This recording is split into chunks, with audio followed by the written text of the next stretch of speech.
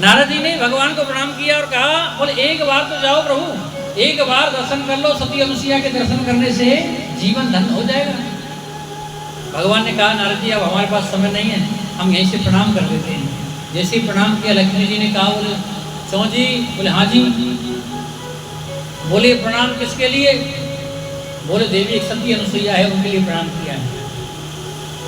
बोले सारी दुनिया मेरा नाम रटती है, पूरा संसार मुझे भजता है, और आप मेरे पति होकर के किसी पराई स्त्री के लिए प्रणाम करें, ये हमें अच्छा नहीं लगता है। बोले देवी वो सती है, सती अनुसुईया है। बोले जाओ परीक्षा लेकर जाओ। भगवान ने कहा, देवी सतियों की कभी परीक्षा नहीं लेनी चाहिए। अब देवी महाराज जितना पड़ जाए तो पड़ जाए। बोले या तो जाओ नहीं तो हम चले हैं। बोले या तो या काम में करो, नहीं तो मैं चली अपने पियर को, मेरे भैया आए हो लेवे को और मैं पियर को जाऊंगी। बोलो राधे राधे। भगवान नारायण ने कहा, बोले देवी तुम मत जाओ, हम ही जाते हैं। नारद जी वहां से निकल गए, जाकर के कैलाश पर्वत पर भोलेनाथ के पास पहुंचे, प्रणाम किया और कहा, प्रभु आप यहाँ बैठे रहते हो, अरे एक बार पृथ्वी पर जाओ, सती अनुसुईया के दर्शन करो, दर्शन करने से जीवन धन्य हो जाता है। भोलेनाथ ने कहा, नारद जी अब हमारे पास समय नहीं है, कोई बात नहीं, जब आप कहते हो तो हम यहीं से प्रणाम कर लेते हैं। जैसे ही प्रणाम किया, माँ पार्वती ने कहा, बोले चौ जी? बोले हाँ जी। बोले किसके लिए प्रणाम किया? बोले सती अनुसुईया के लिए। बोले जितनी सुंदर कन्या है इस संसार में सब मेरी पूजा करती हैं, सब मेरा नाम लेती हैं, और तुम मेरे पति होकर के दूसरी नारी को प्रणाम करो, जाओ परीक्षा लेकर के आओ। भोलेनाथ ने कहा, देवी परीक्षा नहीं ली जाती।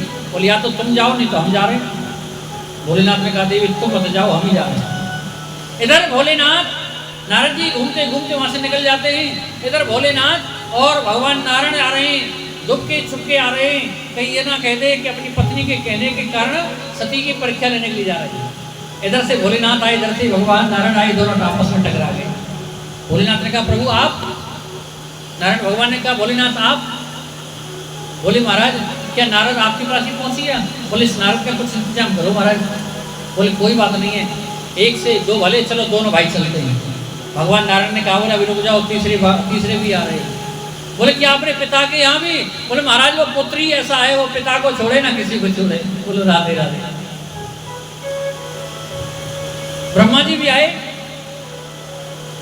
तीनों ने जाकर के माता अनुसुईया के द्वार पर आवाज लगाई, माताम भिक्षाम देहि, माँ भिक्षा दो। उस समय सती अनुसुईया स्नान कर रही थी, और स्नान के समय आप सब जानते हैं वस्त्र कैसे होते हैं। माता सती ने कहा, प्रभु थोड़ी देर रुको, मैं स्नान कर रही हूँ, आपको भिक्षा जरूर मिलेगी। ब्रह्मा जी ने कहा, भिक्षा देनी है तो दो, हम तुम्हारे नौकर नहीं है, नहीं तो हम चले। माता अनुसुईया ने सोचा, अगर घर से खाली हाथ चले गए तो बड़ा अपराध होगा।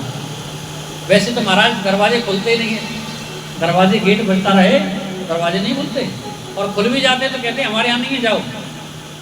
कोई भी आपके दरवाजे पर मांगने वाला आए तो कभी ये मत कहना कि हमारे यहाँ नहीं है, जो बने दे दो, नहीं तो आप हाथ जोड़ दो, उनसे ये मत कहो कि हमारे यहाँ नहीं है। जो खाली हाथ जाता है वो तुम्हारे गुणों को ले जाता है, उसके साथ तुम्हारे सद्गुण चले जाते हैं।